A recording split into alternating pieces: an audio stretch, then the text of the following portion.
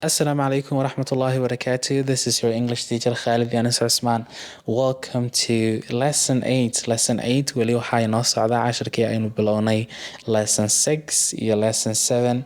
Lesson 8 waxaynu kasii bilaabi doonaa oon kasii qaadi doonaa qofka marka aad siinayso bad news, warbixin xun. Okay? Bad news. Maad maqashay warkii hebel ayaanu kusoo dhiganay xiisadii hore.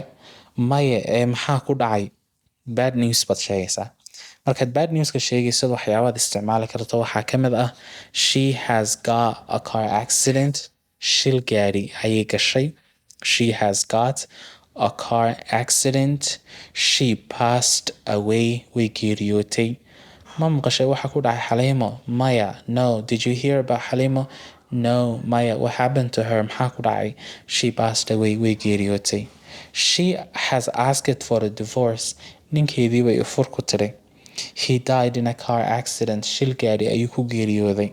She has lost some money. Lacag bay ka luntay. Lacag bay weyday. Somebody stole her car. Qof baa ka xaday gaarigeedii. Haddii aan degdegayo meel laga gaabiyo ayuu leeyahay YouTube-ku halkaa ka gaabi ama videoga ku celcesho oo dhowr jeer daawo. Wixii comment aad haysana ila soo wadaag insha Allah. Videoyada kale ee ku xigayaynu ka hagaajin doonaa. Somebody stole her car. Qof baa gaarigeeda xaday. Really? Ma runtaaba? How annoying. Tana waa jawaabihii aad ugu jawaabi lahayd. Qof baa ku yidhi hebel baa geeriyooday, hebel baa shil galay, wax baa dhacay, wax xun baa dhacay. Hadalladan baad ugu jawaabi kartaa.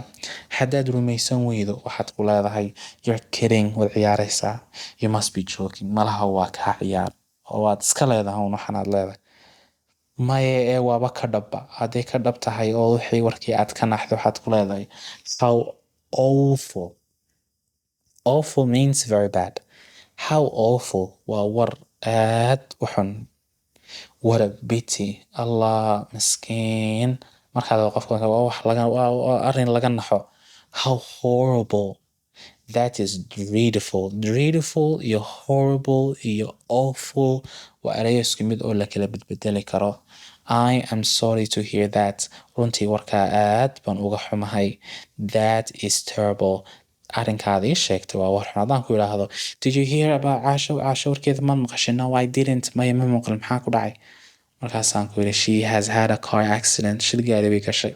That's terrible baa leedahay. Arrinkaasi waa arrin xun.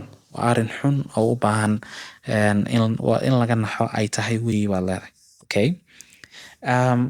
Waxaa kaloon usii gudbaynaa hadda marka aad qofka u sheegayso good news, war wanaagsan. Okay? Maad maqashay Caasho warkeedii? Maya. Maxaa ku soo kordhay? What happened to her? She has had a baby. Ilmay noo dhashay. Ilmo ayay dhashay. That's a good news. Waa war wanaagsan. She has got DV. Waxay ku guuleysatay DV bay ku guuleysatay. Diversity visa kii Mareykanka. Bakhtiyaa nasiibkii Mareykanka ku guuleysatay. She has gotten a promotion. Shaqo dalacsiin baa lagu sameeyay. Shaqadii waa loo dalacsiiyay. She has gotten a promotion. She has got a job. Shaqo ayay heshay. Waa war wanaagsan soo maa? She has got a job. Shaqo ayay heshay. She passed the exam. Imtixaankii bay ku guuleysatay. Imtixaankii bay dhaaftay. She has bought a car. Gaari ayay iibsatay. She has bought a car. War wanaagsan. Warkaa wanaagsan marka laguu sheego haddaba maxaad qofka ugu jawaabaysaa? Warkiisi maad haysaa Axmed? Maya ma hayo. Shaqo wanaagsan buu helay. Maxaad odhanay? Okay? Waxaad leedahay really? Ma runtaaba? How nice. War fiican baad sheegtay. Really? Ma hubtaa? How interesting. Waxaad sheegtay arrin xiiso leh oo aad loogu farxo. Really? How great. Really? How wonderful. Bravo. You don't say. Maahe, waad iska hadlaysaa.